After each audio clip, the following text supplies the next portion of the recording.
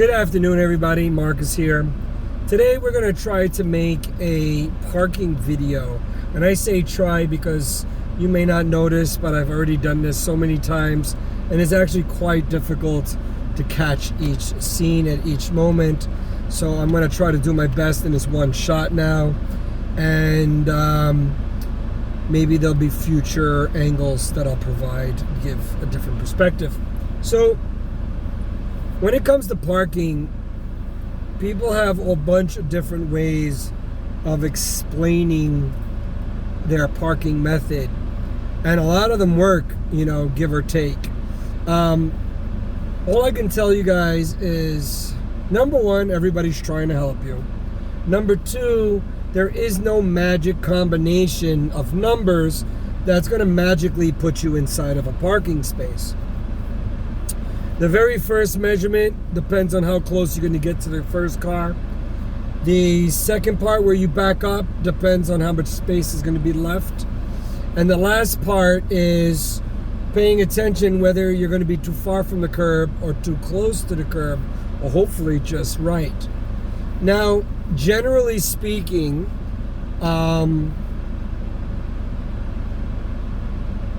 the generic measurements for parking is you turn the wheel to the right, you back up, you turn the wheel to the left, you finish backing up, you straighten it out, and you pull forward. And in between all of that, there are adjustments. So again, don't assume that one or two or three of these measurements are perfect and you're just gonna, hocus pocus fit into the spot.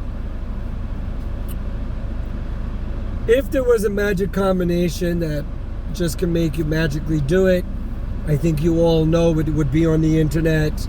Everybody would be able to park, and you would know it already because that's where everybody's getting their answers from. So be sure, to understand that you need practice to understand what you're doing. And the more frustrated you get with yourself, the harder parking's going to get. Okay, so I'm going to show you some setup. Once I do that, I'm going to pull down the block. I'm going to try to show you what I see when I'm parking, and try to touch base with as much as I can. So I'm putting on my seatbelt. Before I go anywhere, I want to make sure I see what I need to see. So I pretty much look over to my mirror, and I got about 10% in my vehicle, which is the little slither here, and about 50% of the road.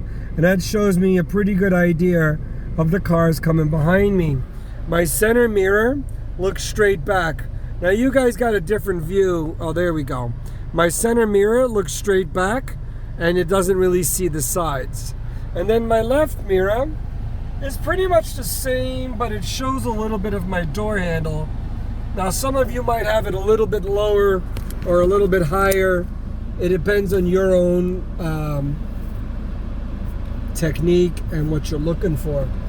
Now, generally speaking, that door handle we use as a anchor point or a pivot point.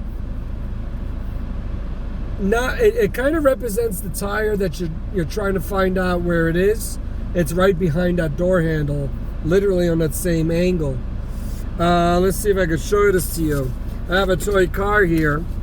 So if you were to look at this toy car right now, let me widen this up. If you're looking out of your mirror down towards your tire, your door handle kind of crosses that line of sight. So that door handle kind of represents the back tire. Now some people bring the door handle pretty close to the curb or on it, and then they have to turn the wheel really, really sharp. Understand, if you have the least amount of room, you're going to need to turn sharper. If you leave room, then you might need to fix it later to get closer. But again, there's no perfect measurement. And also those mirrors, that door handle also represents the very center of your vehicle. And if you think about parking, you're bringing half of it in and then the other half. So we're gonna go pull out of here. I'm going to shift, turn the wheel, put my blinker, check over my shoulder, and then I'm gonna pull out.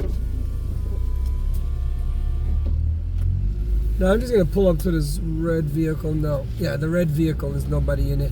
Put on my blinker, I check over my shoulder, and I pull over a bit. Now you never want to look at the vehicle, you always want to look at the space alongside it. This also takes a little bit of practice because people kind of get vertigo from looking at it. So here I am, mirror to mirror for the most part. I can see the back of the vehicle in my rear view mirror. There's nobody coming down the block and nobody's next to me. I'm going to start to back up. Turn the wheel once. Now when I back up, I pretty much want to bring my door handle about a halfway on the curb. And I believe that's about the halfway point. Then I'm going to turn one to the middle, which is straight, one more to the left, which turns me to the left, but gives me this angle. And as I do that, I look around to make sure that I'm not going to hurt anybody. And in this case, I'm a little bit far from the curb. Looking behind me, I got plenty of room. So I'm going to turn the wheel twice back. Now I'm going to get in a few inches again. Turn twice the other way. Make sure no one's behind me. And then continue to back up into my car straight. Now again, sometimes you're going to be far and sometimes you're going to be close. But that doesn't mean you messed up. Everybody thinks they're going to get it in 1, 2, 3. You might be able to do that after a couple of years of driving. Understand that knowing your vehicle, knowing yourself is the key here. And if you don't know the vehicle and you don't know yourself, most likely you're going to have to fix that parking. You're going to have to adjust it during your test, or even in real life you're going to have to adjust it. There's nobody that doesn't fix their parking. Everybody does. So try to understand that the road test would be very nice if you did it in 1, 2, 3, but at the end of the day you need to know how to fix your parking. If you decide to pull back, if you decide to pull back out of the parking space to redo your parking, be sure to put on your blinker and make sure nobody's coming at you. Because the minute you pull forward and you didn't look and you didn't put on your blinker, that inspector is going to step on the brake, and forget about the inspector. In real life, you're possibly going to hit an oncoming vehicle. So remember folks, shift, turn, blinker, look is a good order of events to just make sure that you don't forget things. I hope this video helps people. I'm going to try to elaborate further on these videos because I know parking is quite confusing in reverse. And good luck, guys.